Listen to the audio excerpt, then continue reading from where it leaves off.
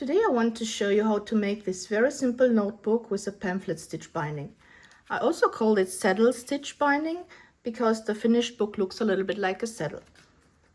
This is one of the easiest beginner-friendly bookbinding methods because you only need a few tools and there's no glue involved, but also because the process itself is so simple. Hi, I'm Joanna and welcome back to my missredfox paper art channel, where everything is about beginner-friendly bookbinding and paper crafts. For this tutorial, I'm making these notebooks without expensive equipment. I don't use a guillotine cutter or a professional corner puncher, so this is a very simple DIY method that almost anyone can try. Honestly, even children can do this kind of notebooks with a little help.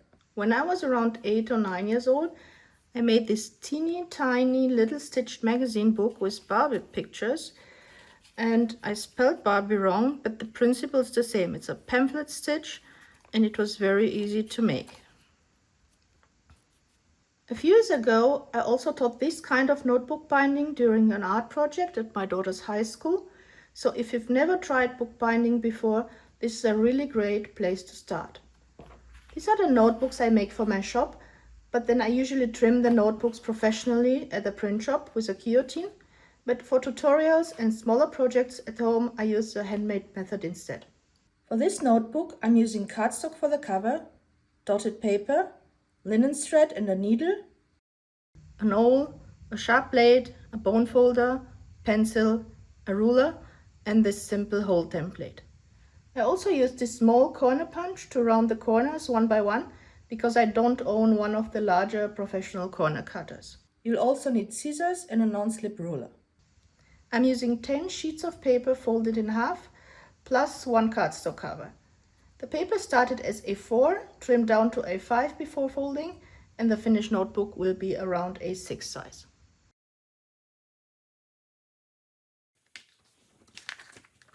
I like to fold each sheet individually first, or maybe two at a time, and taking a little extra time here helps the notebook look cleaner. And this way I also avoid wrinkled pages inside, which can happen if I fold the whole stack at once.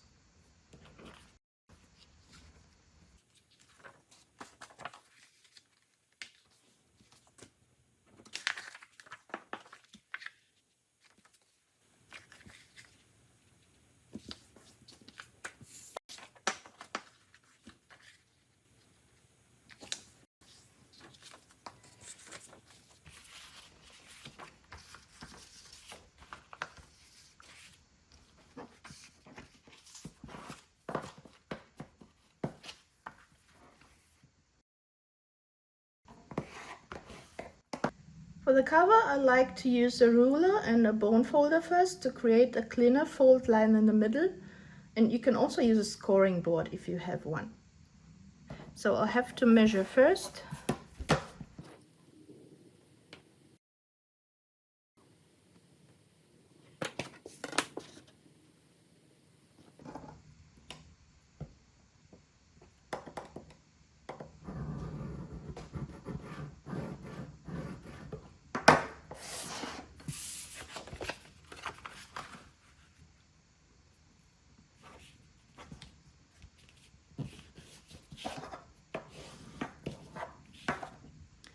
Why score first and then fold?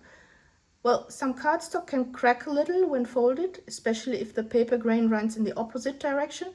So scoring the fold first usually helps a lot.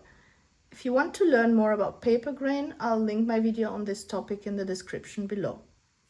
After folding the cover and the pages, I place them inside the cardstock cover. With folded notebooks like this, the inner pages naturally stick out more than the outer pages because paper have thickness and each folded page adds a little more bulk. You can already see this here. The pages stick out even if they have exactly the same size and the same size with the cover.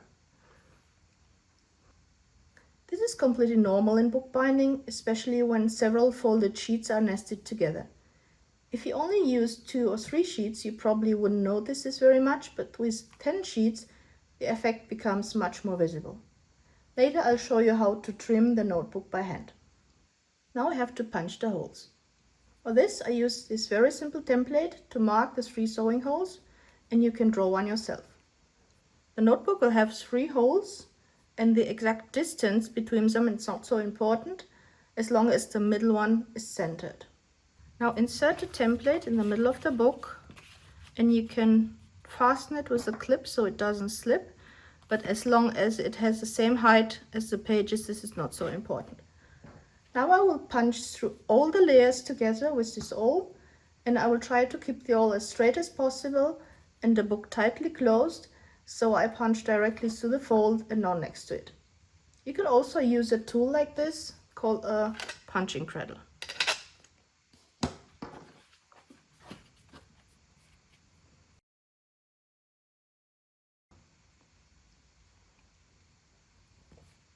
Close the book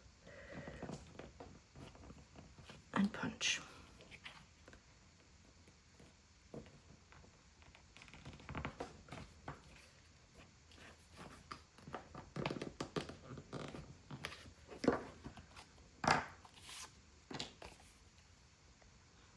Now I have 3 holes here, and they are all through all the layers.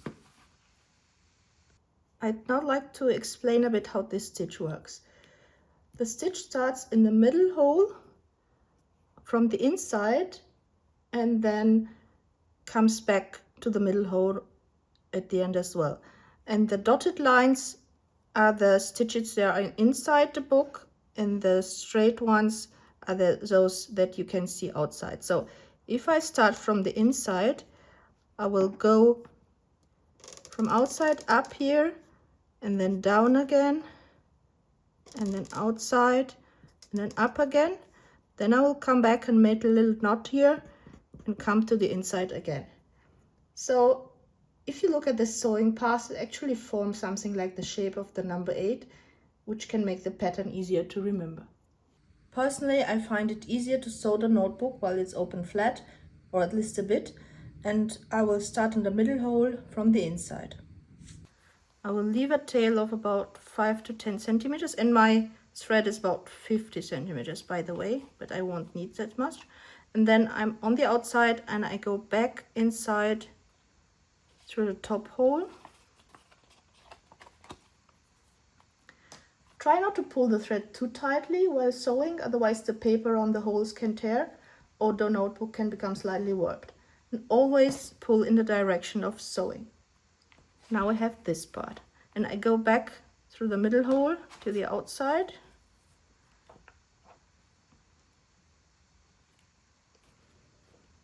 And then from the outside to the inside through the lower hole.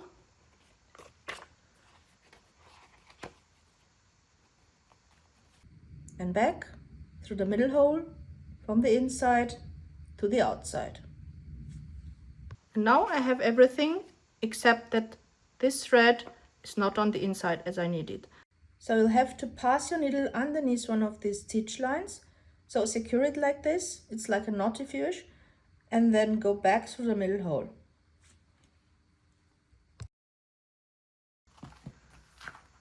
And now you can knot, make a double knot.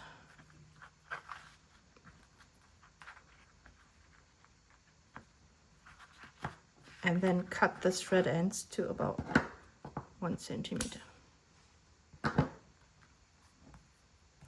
I personally prefer the knot on the inside and not on the outside, because I like the cleaner look on the outside of the spine, but you can start and finish on the outside as well.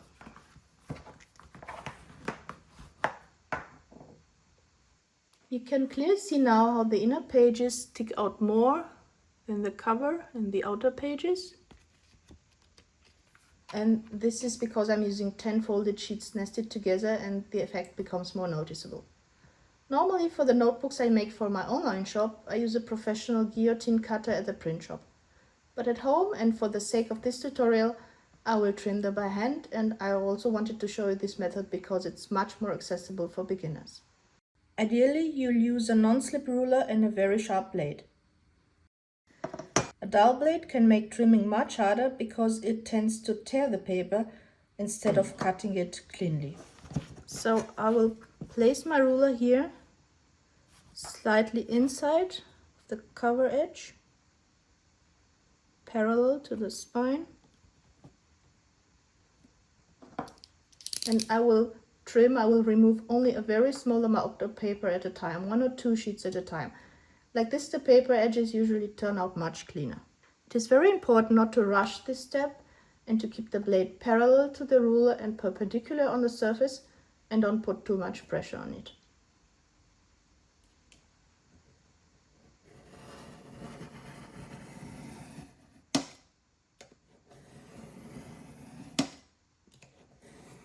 Just let it glide.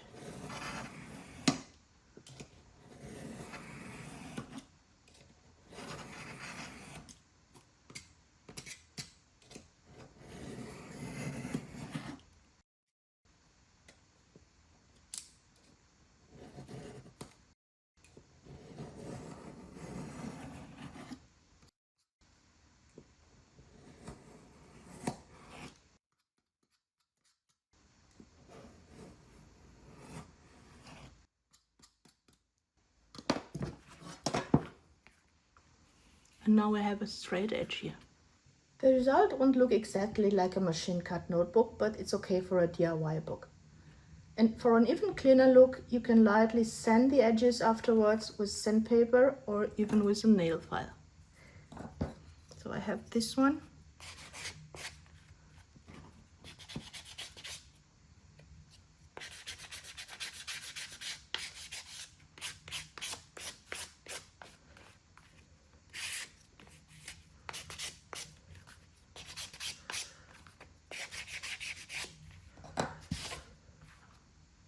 Now I will round the corners with this tool. This step isn't necessary, but I personally like notebooks with rounded corners. They can also last a bit longer because the corners won't bend as easily. I don't have one of the corner punches that can cut through an entire notebook at once, so I will punch every corner individually, or maybe 2 at once at most. And I will use the middle corner punch.